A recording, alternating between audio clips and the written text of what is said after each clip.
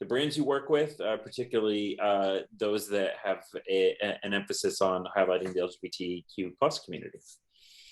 Yeah, so I work for GSK. I work for our consumer healthcare business, so the kind of over-the-counter part. So most iconically, probably in the US, Advil, Sensodyne, Voltarol, lots of brilliant brands that kind of help consumers live slightly better daily lives.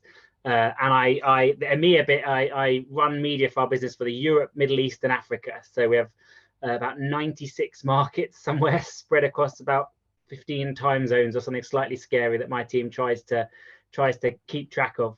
And I also have the pleasure at GSK of leading a global initiative, which is around trying to improve the sort of the diversity and representation of across all our brands, because we have a real, I mean, it comes naturally with the territory we're working in. You know, we are talking very much about consumers, their personal lives, their personal needs, literally their personal pains.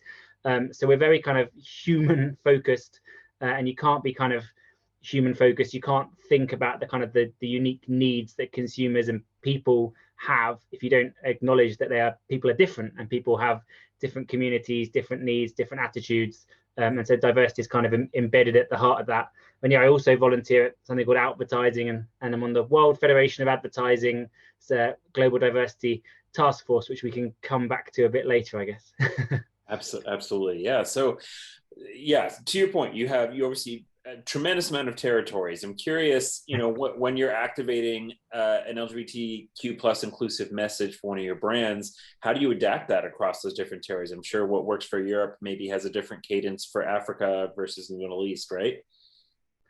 Yeah, I mean, for sure, like the stretch between the UK and Saudi Arabia are like kind of two different extremes of kind of attitudes and cultures, and we try and have progressive and inclusive work in both. But certainly from an LGBT perspective, at the end of the day, you have to be careful and cautious about local laws and local attitudes, even if part of our role as a global brand, I do believe, is to kind of push those forwards a bit and try and drive that change. That's kind of a right way of doing it. And so for instance, some of the more progressive stuff we've done in Saudi has actually just been about championing like this female biking club, which might seem quite normal in other parts of the world, but it's obviously quite empowered for their culture where they're at. Whereas in the UK, yes, we've done a lot of much more progressive stuff with the LGBT community, and even within that, and I think it's been touched on a bit by some of the other conversations you've had this morning. We see a real spectrum where we think all of our brands can move away from sort of exclusion, not featuring people from different diversities, not including occasionally sort of LGBT characters and lifestyles and stories, or avoiding like awkward stereotypes you sometimes get into. And we think all of our brands can get to a good place of kind of casual, positive representation where we reflect the diversity of the consumers that we talk to, and we tell their stories. And I think you get to really rich, interesting stories by doing that. And I think as a company, there's a big way of being an ally to a community is to say, look, I'm going to reflect you in my advertising. I'm not going to do it just when I talk to you. I'm going to do it when I talk to everyone, to all my consumers. And then for some of our brands, we're going a step further to really try and kind of dig down into more like actively telling stories of LGBT minorities, of different consumers. For an example, like our Sensodyne brand toothpaste for sensitive teeth, for quite a few years, we've done a campaign where you know, you see people eating ice cream or drinking coffee or things that might trigger your teeth sensitivity. And we worked with Gay Times, which is a UK LGBT publication, to, you know, create a version of that campaign using some of their team, some of their influencers, you know, deliberately LGBT inclusive, you know, showing a lesbian couple having a drink together. We actually, you know, featured a drag queen and did some different aspects of the LGBT community. But it was very much about casual representation. We were including those people, but it wasn't a massive story or, you know, raising money or anything. It was just, you know, we believe those people exist. We're proud of them. We want to talk to them, and we're not ashamed of that fact in any way. In fact, we want to put it across our Facebook and tell the world. Slightly more down the kind of, you know, really trying to purposefully tell a story with Gay Times as well. We also formed a partnership with a local charity called Pride Sports, which supports LGBT sports clubs. And they were, you know, as you can imagine, like most people have had a tough year or two with COVID, adapting to how you stay open, how people stay together. And we help them put on a range of kind of webinars, training, resources that those clubs needed to understand what they could and couldn't do, which has been quite tricky this past year. And then like the content we put out to consumers on the back of that was really just telling the story of some of those sports clubs, how much it meant to that community, how much LGBT inclusion in sports has changed over the last 20 years, how much further it still has to go. And the brand supported that, sponsored it, and made it happen, but it kind of took more of a back seat there because it was really about supporting the community. And we're trying to see that right across, a whole range of our brands. Like the smallest example I could think of is Otrivin was doing a photo shoot in the US for like a Father's Day photo shoot. We had a few different actors, actresses, families together to do some content. And we just said, look, let's put two of the dads together and show a different looking family with two dads celebrating Father's Day. And it can be as small a step as that, some of the first steps you take. Yeah.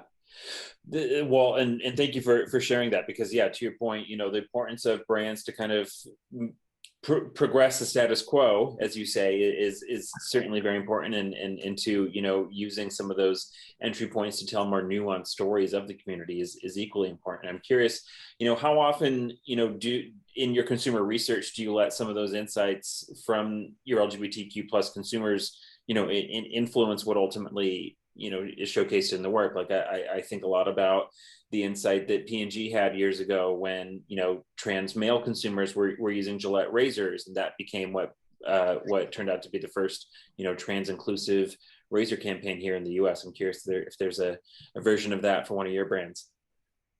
Yeah, I think there are sort of brilliant moments and like campaigns and where you find like a completely unique take. I mean, I've seen like Starbucks have done great work about naming on cups. I think some of the banks, especially in the US, have done great work about creating cards where you can change your name and things. I think we absolutely believe that kind of getting to really inclusive, representative, creative doesn't start at the end of the process. It doesn't. I know I gave an example where it happened in production. That's not how it should be. That's a positive, but not not the right way. We believe it starts at the beginning. So it starts with your brief, with your objectives, with how you work with your agency and how you stress that this is important. And absolutely it starts with your insights and kind of the ingredients you feed into the machine. So yeah, we really have been looking into that quite specifically. We've embarked on it's fairly new for us, but a partnership with an organization called Daykin, which basically brings us a lot of insights based on what different publications are writing. So it's kind of like social listening, but kind of for minority voices, in particular the LGBT audience. Like, what are some of the topics they're talking about? And I wouldn't necessarily say we've uncovered like a massive like, oh my gosh, there's a completely radical new use case for like Advil or Centrum or anything. But we've definitely found that there are different kind of conversations, different relevance, that there are there's a general sense sometimes that a lot of mainstream coverage of health doesn't want to lean into LGBT issues. In our pharma business, we have an organization called a part of the business called Vive that does HIV care, and obviously they're like really far ahead in terms of listening to the LGBT community, understanding its needs, representing it. I think we've tried to steal a bit from their knowledge as well. But yeah, absolutely, you need to find a way to have those diverse insights, whether that's working with a specific partner like we've done to try and get them, whether it's challenging your existing insight partner, how can you make sure that the research you're doing is actually representative, or even sometimes looking internally. Like we have something called Spectrum, which is our employee resource group, a great group of, we have over 1,000 members, LGBTQ community or allies, and we're looking at how we use that community, bounce ideas off them and get their feedback. So yes, maybe not as dramatic a story as that one quite yet, but absolutely some of our, our comms, our campaigns, and some of what we want to do in the future is being shaped by trying to listen to not just average voices, but really interesting voices at different ends of spectrums. That's right. Well, and especially when we talk about, the importance of engaging the community beyond just Pride Month, although June is certainly a very critical month to make sure that the community is recognized. What are some ways that, you've showcased the community in your work beyond just the month of June for some of your brands? We actually almost have a tendency not to want to do things in a month. I think it's brilliant when brands do things in a month of June. As a gay man myself, I love seeing a rainbow on everything I buy, everything I touch, or in Skittles' case, not a rainbow on it in things. We at GSK, we've taken more of a conscious decision that we think the Pride Month, some of our brands have done small activations, but we actually make it much more about our colleagues. That's a month when it's been challenging this year, but in normal years, we're keen to get out and get our colleagues together to celebrate that internally. We do a lot of stuff on the intranet. I think that is part of, you know, truly living up to the authentic promise. If you're going to go out and shout about supporting LGBTQ consumers externally, then you've got to start by championing them, caring about them, talking about them internally. And I think beyond that, yeah, we've although we think there are interesting moments around Black History Month and Pride and, you know, days against transphobia and some of the other great calendar days, a lot of what we're inspiring, challenging, training our marketers is just to be inclusive throughout. And like, you know, if one of those days fits in with something you're doing and you can go bigger, brilliant, but don't worry about those days. Worry about, you know, truly representing that community throughout. So we have a campaign that we've been making in Brazil at the moment that we were in theory hoping to get live during Pride Month. It kind of slipped past. And actually, we're like, that's kind of better, isn't it? Because, you know, we don't want to just feel like too tokenal. We want it. We'll launch in a week or two's time, and then people will be like, oh wow, they're continuing that support, they're continuing that story. Plus, you know, actual local Pride celebrations happen in so many different times of the year. I know we have Pride Month, but you know, then there's like New York Pride and London Pride and all sorts of much smaller Pride. So there's, you know, we encourage all our brands to go outside that. And actually, we haven't done that many kind of like big, oh my gosh, we're turning up at Pride and we're here. But you know, I'd love us to do more. I think we're building up towards that authenticity and to have a bigger, louder voice there. Yeah, absolutely. Okay, so that's kind of a snapshot of your day job. Let's talk a little bit about some of your moonlighting work as well. My gay job. Yes, that's right, your gay job. So one of your passion projects is advertising. Tell us about that organization, what they do, and how you've helped bring that mission to life. Yeah, it's a voluntary organization based here in the UK that we like to think we sometimes have a bit of a global impact. And I know, Andrew, you're involved in something a little bit similar on your side, but it's a voluntary organization that supports LGBT people working in advertising and marketing, and above all, it encourages brands to show more LGBT inclusion in their mainstream advertising.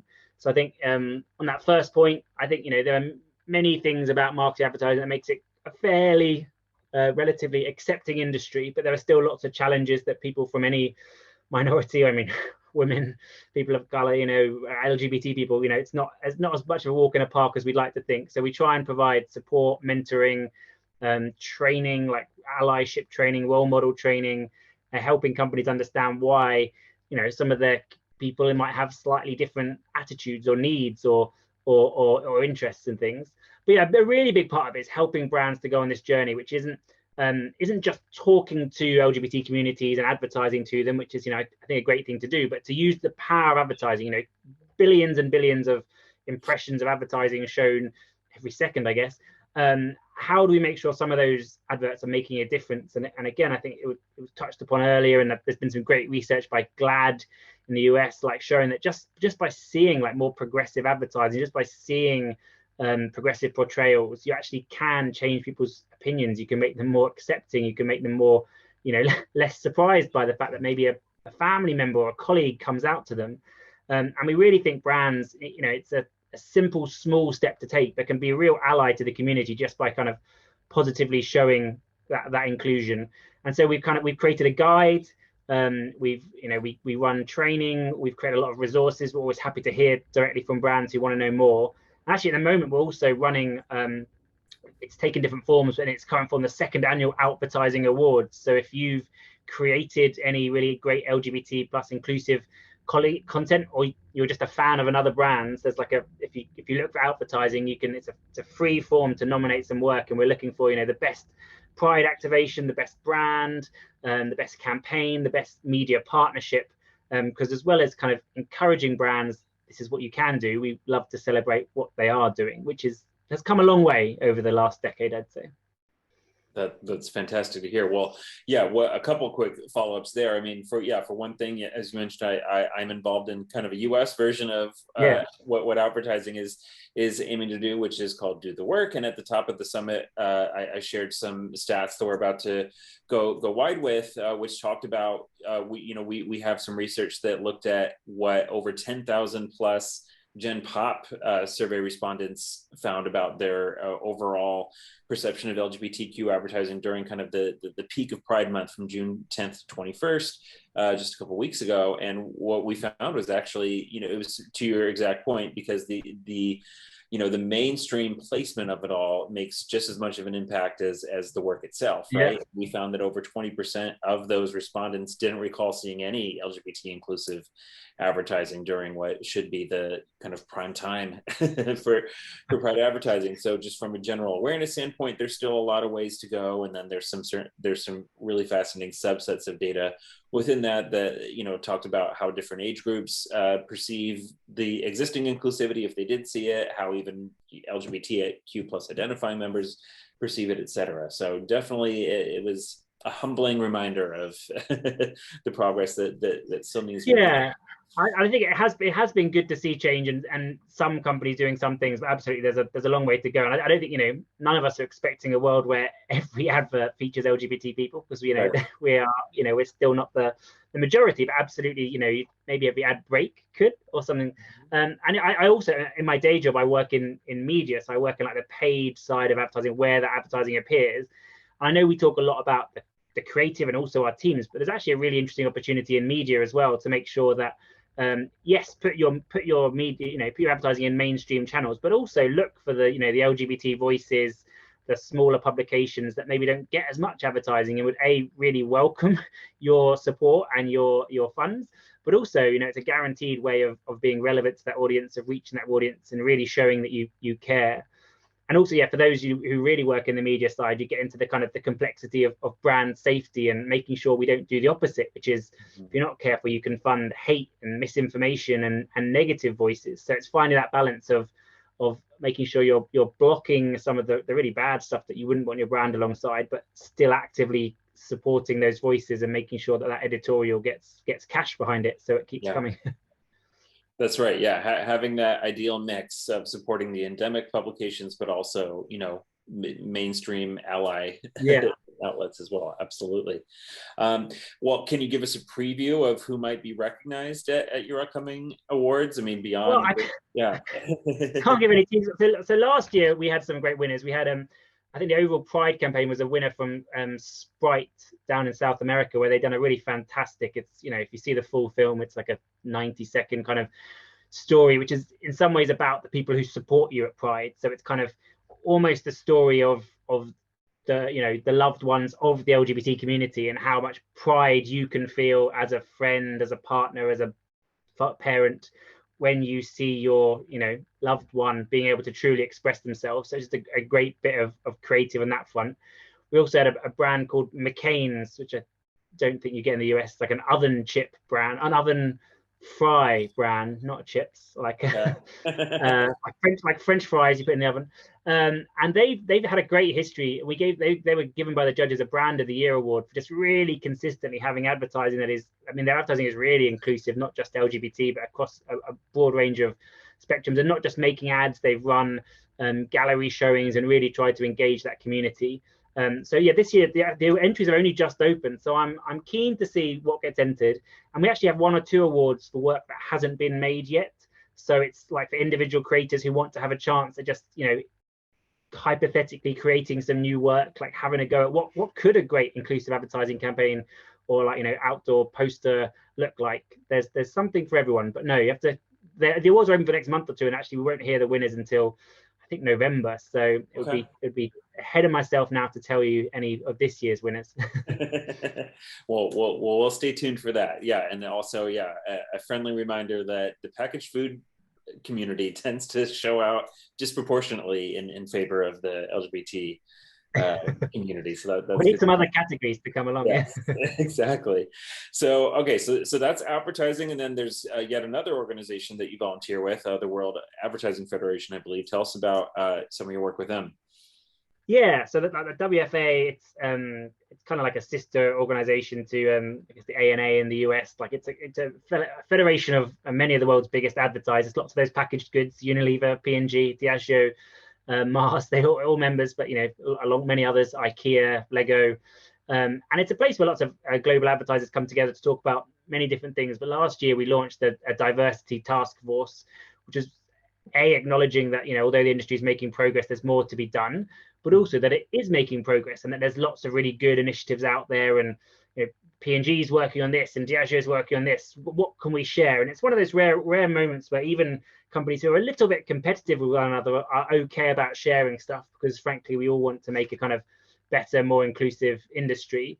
And the task force in particular is about, it's about curating some of that great stuff. It's about bringing some different people together. We have fantastic monthly meetings for a small group where we kind of inspire one another. But we've also, like, based on those conversations and kind of really trying to unpack what we think some of the biggest barriers are, we've got two working groups. One which is looking at the challenge of internal inclusion and how we get more inclusive marketing teams.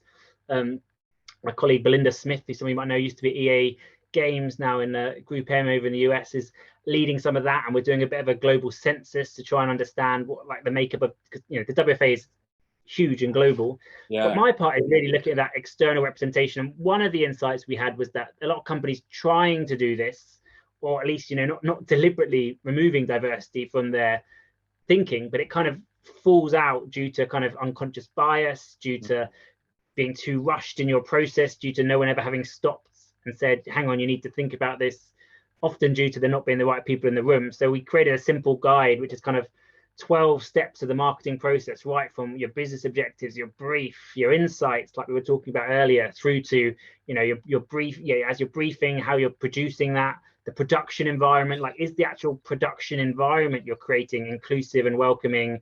Does the stuff happen in post-production? Like, do you have this really great diverse part of your story, and then you have to cut it down to a shorter version, and it goes through to the media, the launch, and then how you measure success and prepare yourself for what we all know can be, and unfortunately at times, mixed reception. So it's really asks a lot of questions. And again, if you can go on the advertising website, you can go on the WFA website. There's some great resources that if you're wondering, like, practically, how do I take some of these steps? I have that guide literally here on the wall, and I'm like, right, what am I doing today? What questions should I be asking myself? And that really helps, I think, just make sure that inclusivity is in the heart of the marketing process and not just something you try and tap on at the end of it. That's right. I mean, especially from the whole creative pipeline, to your point, what agencies are you working with? What photographers are you working with? I mean, we're about to hear on our next session from Nikki Darden at City, who I'm sure will share some insight into how she cast City's global campaign that was rolling out the opportunity for trans non-binary customers to use their chosen names, because she made a concerted effort, as all marketers should, to make sure that behind the camera talent was representative of what you were seeing on screen, because especially for a major campaign with a lot of eyeballs on it, it's a fantastic opportunity to imbue some of that storytelling. I'm curious, whether it's that's a big. Oh, sorry, go on. I was just going to say, I'm curious, whether it's your work at GSK or what you've observed from other marketers, how often is that piece of the pipeline a part of how marketers are executing LGBT inclusive work? Are they hiring LGBT talent, LGBT owned agencies, that kind of stuff? So I think from a GSK perspective, we're actually almost approaching it in three different ways. And one is to do with our agency approach. Now we do work with, like, really big agency groups like WPP and Publicis, and that's a key part of our strategy. But a lot of those big groups do actually increasingly have diverse teams, diverse sort of mini agencies within them. And also we're kind of looking at a bit of a sort of supplier diversity strategy, which means, sure, we're still going to work with some of those big powerhouse partners that are really critical to our business, but we're also going to find opportunities on certain brands, certain briefs, to bring in different teams, different eyes, different attitudes. So that's a big part of our commitment, and even we're setting KPIs in terms of how much of our spend on agencies goes to different ownership, different run, different focused agencies. I think that's quite a big systematic thing. There's some more agile things we're doing. One is the influencer space. Like, I think it's a really obvious influencer and even creator space. I'd extend it not just people who are sort of influencers, people who are just individual creators. That's a really interesting space that a lot of brands are starting to move into. For some of our brands, some of our more less regulated brands, it's more easy for us to move in. But there's huge diversity of creators out there. There's unfortunately much less diversity in terms of who advertisers often pick to work with, and certainly who gets paid the most. Yeah. a really simple opportunity to try and find different creators, people from different backgrounds. The piece that we did with Sensodyne was we deliberately found some LGBT influencers to help us make that content, to guarantee that it was, LGBT people in front of and behind the camera. And the last one, again, with my sort of other day job hat on, is around media partnerships. So if you want to start on this journey of authentically talking to different communities, the LGBT community, but especially different communities within it, non-binary people, trans people, like that, it can be hard for anyone to truly understand how to talk to those people, what they're interested in. But the people who are most expert at that are the media titles who already exist to serve them. The Pride media companies, Pink News, Attitude Gay Times, Diva magazine. There's lots of truth. There's really, very small niche publications out there catering to, the fabulous, brilliant spectrum of the LGBT community. And you can find that partnering with those people, often in the grand scheme of big marketing budgets, you're not talking millions, but it makes a big difference to that publication. They can use some of their team, some of their expertise, some of their editorial talent to help you tell those stories. And then you have like that sense check baked in, because those people know a lot about what that community is thinking, is watching about. They can get to know your brands, and it's a really great way. If you're nervous of starting, find a partner like that, so that they, you've got them as a safety net to help you. Yeah. Okay, I have a macro and a micro follow-up to all the fantastic info you just shared. So the macro question is, because you mentioned earlier when you talk about the importance of an inclusive media campaign, and also one that's conscious of the potential for, an unfiltered hate speech or whatever the case may be. Yeah. We're a year out from when we saw a ton of major brands and agencies, boycott Facebook and other platforms temporarily, and we have seen some notable improvements on some of those platforms. Where do you think we are a year out from those actions that were taken? Do you think the internet is a slightly more or a slightly less hateful place as a result? It's an interesting question. In the UK over the last week or two, we've had some really horrific headlines about how some of our sports stars have received racial abuse after disappointing performance in the soccer, and even after Lewis Hamilton won the Formula One over this weekend. I think it's fair to say that there's a lot of challenges there.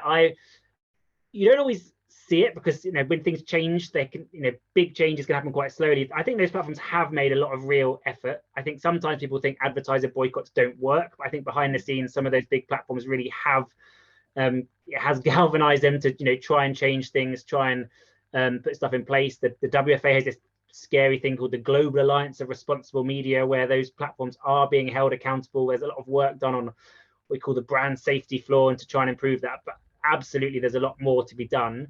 One of my cautions about that particular moment is that a lot of advertisers kind of left those platforms, which I agree have some real challenges of, responsible for some horrific abuse towards the LGBT community in particular, and they threw lots of money into sort of programmatic media. Nothing wrong with that, but you have to be really careful that you're not kind of out of the frying pan into the fire, and that you're actually, making sure you're not funding worse stuff like the hate speech itself and the detractors. Right. So yeah, a long way to go, and a lot of those commitments Adlan made on the back of George Floyd and other things, I think there's still a long way to go, to be honest. But we need to keep talking about this stuff. We need to keep the pressure on as clients. We need to keep the pressure on our agencies and on ourselves, and I think we're making slow but steady progress. Yeah. That's great to hear. Okay, well, my micro question, which is hopefully more fun one, here in the US, RuPaul's Drag Race is kind of like the Super Bowl of LGBT content. Of course, the UK had their version that rolled out in 2019 and just wrapped its second season. What types of marketing activations have you guys seen in the UK or Europe in general around having a program like that brings a ton of both LGBT mass audience, but also allied audience who just love the show for its entertainment value? The really frustrating thing about that in the UK is that it was shown on the BBC, which is a non-commercial channel. So not only are there no adverts, but they don't allow you to do commercial partnerships around it. So I think there's been some good, there's been some great use of some of the winners from it, or certainly some of the I think you've seen, and I think brands using drag acts, I think, can be divisive, because drag is a very specific part of the LGBT community. It doesn't represent full spectrum at all, but it's still a part of our culture. And I think there have been some great use of some of the winners. bag of chips and Cheryl Hole and some of the UK queens you may or may not know have been appearing in all sorts of really fantastic adverts. We also have something called the Eurovision Song Contest, which is not LGBT by default, but almost has been quite widely adopted by our community. And it's been a few brands have had some quite fun with that, often quite tactical stuff on social media. I think there is more. I know some people complain about LGBT things becoming overly commercialized, but I think there's some headroom where brands could go a bit more above and beyond with some of that sponsorship and some of that great content. That's right. Well, for the folks in the audience, we have just under 10 minutes left with Jerry. So quick reminder, if you do have any questions for him, just please join us in the Q&A, and we'll if we have time, we'll try to get to all your questions. Great. Well, we talked a lot about best practices, Jerry, and what you do in your day job at GSK. Beyond your own role, do you think is there a company that you kind of hold up as the gold standard of another great example of how to engage the LGBTQ plus community all year round? Yeah, for me, a company I look up to in many ways is P&G, Procter & Gamble. I mean, they're another kind of company of many brands. If you don't know who P&G are, you'll know dozens of their brands, and they're probably never more than a meter away from you. I think they've shown. I mean, they have a guy, I think his name Brent, whose job is literally to be like their LGBTQ marketing lead. Yeah. And they've really invested not just in driving that within their own business consistently, but also in actually they've done some initiatives to support other advertisers to help them on that same journey. And I've just, there's consistently over the years been quite a lot of, really lovely content created from them. Gillette's done some powerful stuff. I think Pampers has done some really powerful inclusive advertising. They're a company that sort of, rather than having done one big flash in the pan, they've just kind of said, we're going to build this into, through to I think they've even made several movies and shown some short films, and there's some fantastic stuff about how they pioneered in many ways advertising, and some of that early advertising had kind of hidden LGBT signals in it because one of their main creators was a closeted at the time gay man. And so I think they've done an awful lot in that space. I mean, they're a massive big machine, but I really really admire kind of what they're doing and how they're using their influence. Yeah. Absolutely. Something else that I think has come up a lot in the last several years is of course the importance of the non-binary community to the LGBTQ plus umbrella. Even though they aren't technically part of that alphabet soup, they are very much a part of the rainbow. And there was a recent research project from I believe it was the Trevor Project, that found that 1 in 4 Gen Z consumers identify as non-binary. I'm curious what insights like that have in terms of an impact on some of the work you guys are putting together when it comes to making sure that that's part of the fabric of your work as well. Yeah, there's a stat from YouGov, which is similar in the UK, that of I guess Gen Z, young, I think people under 30 maybe, the majority of them now do not identify as fully straight. It's now the majority of people are in some form, gender, sexuality, experimenting, queer in some form. So I think you have to recognize that some of those kind of boxes, norms, and certainly a lot of the prejudice that unfortunately many of us had to grow up with is being removed. Not completely, still plenty unfortunately of prejudice and boxes out there. And I think that does challenge us. I think as a brand, we have historically had some gendered products, and we have some products specifically for women or people who have periods, going through period pain. I think there can be small inclusive language tweaks, aren't there, where you can try and ensure some of your messaging is really inclusive to the kind of the full breadth of people who can be experiencing that. We've had some of these conversations with in advertising around the non-binary community, also the bisexual community. They're quite hard to represent at times because how do you have to have quite a story to show someone is kind of different, wants to express different genders, wants to love different people at different times in their life. And I think it's a challenge to how you drive that down. But again, actually coming out of RuPaul's Drag Race, one of the most recent seasons, there was I think they came second. Bimini is really non-binary, and I think using their influence and a number of advertising campaigns and kind of photo shoots and things they've done since to kind of blow some gender concepts out the water. So yeah, we're definitely aware of that. Some of the insights and the research we've talked about before talked about the fact that there's a new generation coming through that perhaps finds very binary healthcare advice, like this is the advice for men and this is the advice for women, like you might have once upon a time had. They don't care for that, they just want general advice and things. So we're definitely paying attention to that, and I think, you know, we're all about to be educated by the generation that comes after us, and have our minds blown in a really good way, I hope. Absolutely.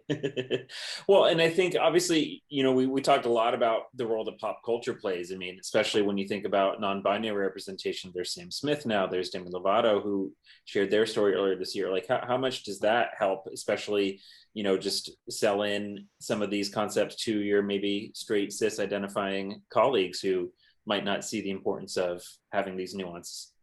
Yeah, I think it definitely helps. Like I said, I definitely don't think, you know, drag is the be all and end all of inclusion, but the fact that it's become such a big thing has made a lot more brands willing to use those personalities, willing to use those people. It's definitely helped.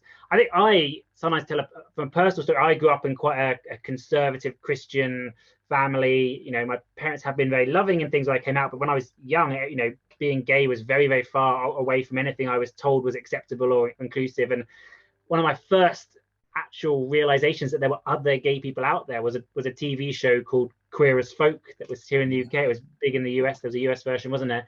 And I used to kind of secretly watch it at night, and it was quite eye-opening in a number of ways. It's not a gentle introduction into the gay scene, but I was like, wow, you know, this is normal and these people are having great lives. And that show only in many ways existed because advertisers were willing to advertise alongside it. This past year, Russell T Davies, who wrote that original show, had a new show here in the UK called It's a Sin, which told the story of it's a fantastic show. People haven't seen it.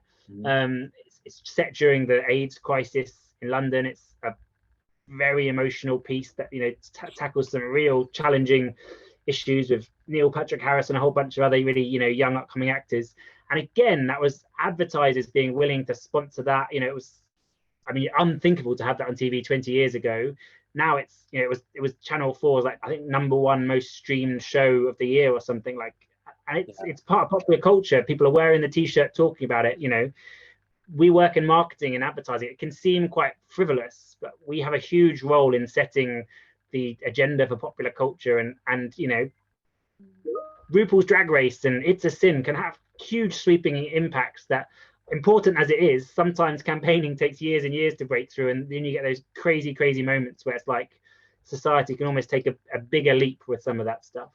100%. Yeah. For me, it was Will and Grace in the late 90s. Yeah. And yeah, years before I had the courage to come out to my family, just watching that every Thursday night with my dad, you know, was just such a great way to kind of plant that seed of inclusion. Absolutely. we need more positive LGBT role models from right across the spectrum in more mainstream TV shows.